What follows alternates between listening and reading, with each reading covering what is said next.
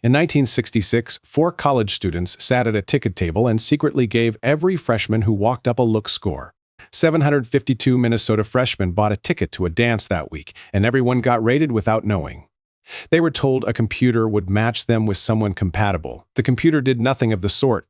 The pairs were random. The whole night was a trap, built to prove one very specific idea about you. And the idea it was built to prove is the one it destroyed. The idea already has a name you use. You call it a league. You've done the math at a party, looked across the room, and quietly rounded yourself down. Psychologists called it the matching hypothesis. People pair off with partners about as attractive as they're. Look at a long line of real couples and it holds up. The eights are with the eights. So the theory said something specific. Deep down, we want a partner inside our own range. Not the most attractive person available, the appropriate one, the one who matches. It's a comfortable theory. It says the ceiling above you isn't rejection, it's just taste. Elaine Walster and her colleagues set out to prove it, cleanly, with numbers. To do that, they needed something that almost never happens in real life. They needed people handed a partner they didn't choose, with no way to opt out. Welcome Week gave them the cover story. A big dance, brand new students, nobody knowing anybody yet. Freshmen lined up for tickets, 4 upperclassmen sold them, and the sale itself was the experiment. In the seconds it took to hand over the money, each seller wrote down a rating. A snap judgment on looks, made by a stranger, faster than it takes to sign a receipt. Then the students filled out forms, real ones, personality inventories, self-esteem measures, questions about what they liked. The university pulled their high school records and aptitude scores into the file too. Everything you'd want if you were sincerely trying to match two people well. None of it was used, not one answer, not one score, not for a single pairing. A machine spat out couples at random, with exactly one rule attached. The man had to be taller than the woman. That was it. That was the whole algorithm. So for one night, hundreds of students were paired far above or far below their supposed league. On the night of the dance, they met their match at the door and walked in together. 2.5 hours in a big campus hall. Music, punch, the usual awkward standing around. Some couples danced, some found a corner, some needed the bathroom for a suspiciously long time. At intermission, the researchers did something slightly cruel. They handed everyone a questionnaire. Right there, mid-date, with your partner across the room, you rated how much you liked them. Would you want to go out with this person again? Yes or no? Be honest. Then everyone went home, and months later, the researchers started making phone calls. The question was simple. Did you two ever actually go out again? Now they had everything. Looks, ratings, test scores, in-the-moment liking, real-world follow-through. If the matching hypothesis were right, the pattern would jump off the page. Average-looking students would warm to average-looking partners and cool toward the very attractive ones. Being outmatched is supposed to feel uncomfortable. That discomfort is the whole premise of a league. That isn't remotely what the data said, and the miss wasn't a small one. One thing predicted whether someone wanted a second date. One, how good-looking their partner was. Not intelligence scores, not personality profiles, not social skills, not self-esteem, not shared interests. Every careful form those students filled out predicted essentially nothing about who got liked. And here's the part that stung. It held at every level of attractiveness. The students the judges had rated lowest wanted the best-looking partners just as much as anyone. Nobody looked at a stunning partner and thought, this is above my range, I'd prefer someone plainer. Nobody was relieved to be matched with someone ordinary. Relief doesn't show up in that data. The study designed to prove leagues are what we want proved we don't want them at all.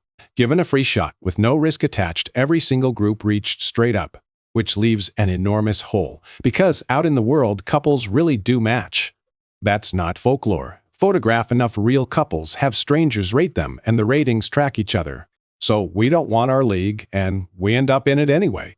Both things are true. The space between them is where this stops being a study and starts being your life. If that just reframed something for you, that's exactly what this channel is for. Stick around. Because the answer isn't in what people want, it's in what people do about wanting it.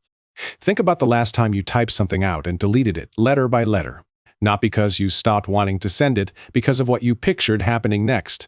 That silence is the entire mechanism. It just never feels like a decision you made.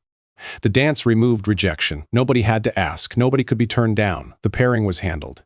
Strip the risk out and preference shows up naked, and preference points straight up the scale. Put the wrist back, and something else gets to vote before preference does. Later experiments tested exactly that by changing one line in the instructions. In one version, people chose a partner and were told the choice was guaranteed. In another version, they were told the person they picked could turn them down. Same people, same faces on the table. The only thing that moved was the possibility of no. When rejection was possible, choices slid down toward the chooser's own rating. Not because their taste changed, because they'd quietly started calculating their odds. You run that calculation constantly, you just don't experience it as a calculation. It happens in the half second before you decide whether to keep looking at someone. You scan a room, find the person you'd actually want, and file them under, not for me. Then you talk to someone else, and you call the whole thing your type. Online dating made this visible because every message anyone sends leaves a record. When researchers looked at who people actually contact, the pattern was hard to miss. People overwhelmingly message partners more desirable than themselves. Almost nobody aims sideways on purpose, and the replies come back from people closer to their own level. The matching you see in real couples was never the target. It's the residue. It's what's left after thousands of unanswered messages and questions nobody ever asked out loud. Which means your league was never a preference. It's a survival pattern you mistook for taste. And there's a crack in it. The matching gets noticeably weaker in one specific situation. Researchers compared couples who started dating soon after meeting with couples who knew each other first. The ones who got together fast matched closely on looks, exactly as the theory predicts. The ones who'd been classmates, co-workers, friends for months matched much less. Plenty of those couples would look mismatched to any stranger scoring photographs, and they were fine. Because time does something to attractiveness that a photograph can't. It makes it specific. Strangers rating a face mostly agree with each other. People who actually know you stop agreeing with anyone. Your value stops being a number everybody can see and becomes something only certain people can. How you handle being wrong, what you find funny at the wrong moment, how you say goodbye. None of that's visible at a ticket table in the 4 seconds it takes to sell you something. So here's the useful part, and it's smaller and more irritating than a mindset shift. You aren't being rejected nearly as often as you think. You're withdrawing the application yourself. The rejections you're avoiding mostly haven't happened. They're forecasts, and you're filing them as results. The fix isn't confidence. Confidence is a feeling, and feelings show up late, if at all. The fix is letting the other person answer. That's the whole move. Make them do the rejecting. Because your estimate of your own level is the one number in this entire story nobody ever checked. Those judges rated strangers in seconds and moved on. You've been rating yourself for years, unopposed. 752 students got handed someone out of their league, and not one of them minded. They wanted the best person in the room, the same as everyone else, including the people they'd written off. Leagues are real, the way a worn path across a lawn is real. Everyone made it by walking. So stop pre-rejecting yourself. Ask the question and let the answer come from somebody other than you. If this reframed something for you, subscribe. Next up, why the people who like you most are the ones you met slowly. Your next blind spot is already in the queue. See you there.